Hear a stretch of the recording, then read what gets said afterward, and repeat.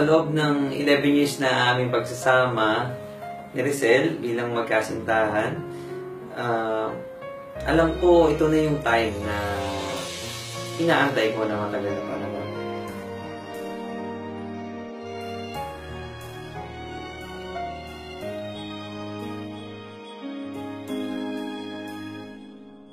Gusto ko na siyang makasama pa habang buhay. Gusto ko nang gumawa kami ng pamilya, na subukan yung panibagong yugto ng aming buhay.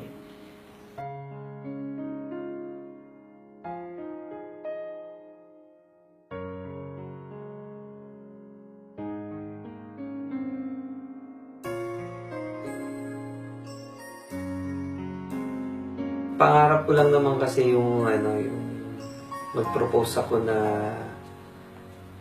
kasama yung pangarap ko.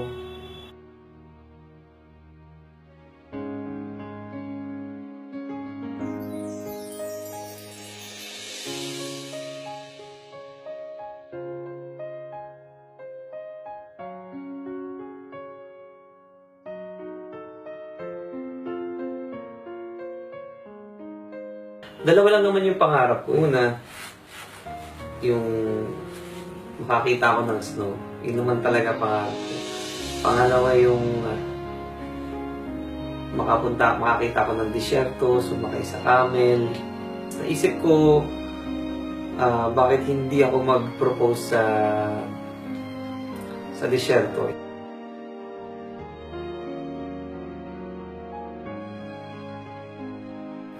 Humingi ako ng tulong sa kaibigan ko, paano mag-set, paano planuhin, paano iayos. Gusto ko lang naman, syempre, sagutin niya ako na oo, yes, na mapapayag siya maging asawa ko, makinig kasama ko sa panghabang buhay.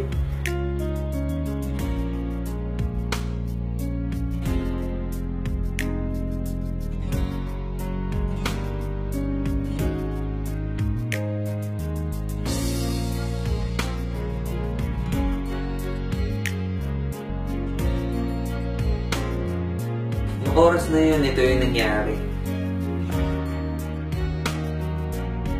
Hindi lahat lumabas sa bibig ko. Wala akong nasabi. Next talaga. Okay. Lahat ng pinagandaan ko, nakalimutan ko na. Okay.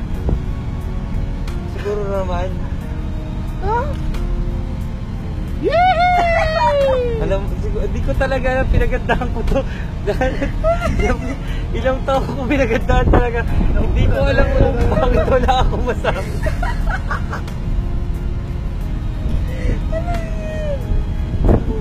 Siguro naman, alam mo na, ibig sabihin nito.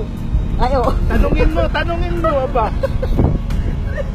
Kuya Len, totoo talaga yung lahat na sinabi mo. Tanungin mo, will you marry me, aba? Sabi mo, will you marry me? Sira lahat ng speech ko. Lahat talaga, hindi ko alam, hindi man ito yung pinagandaan ko talaga na yung ginusto ko. Wala, talagang hindi ko alam, hindi ako makapagsalita. Totoo talaga yung sinasabi na lahat na hindi ko talaga kaya sabihin. Boy. Ano sabihin mo? Pre, alam mo naman yun na pinagandaan naman natin. Tanungin mo siya. Ay, will you marry me? Yes!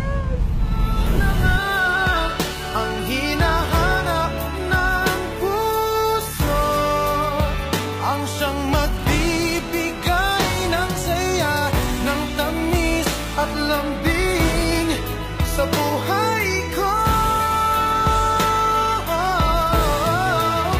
Ikaw na nga ang bawat panaginip ko, sa piling mo'y nagkatotoo ang lahat ng mga pangarap ko. Ikaw na nga ito.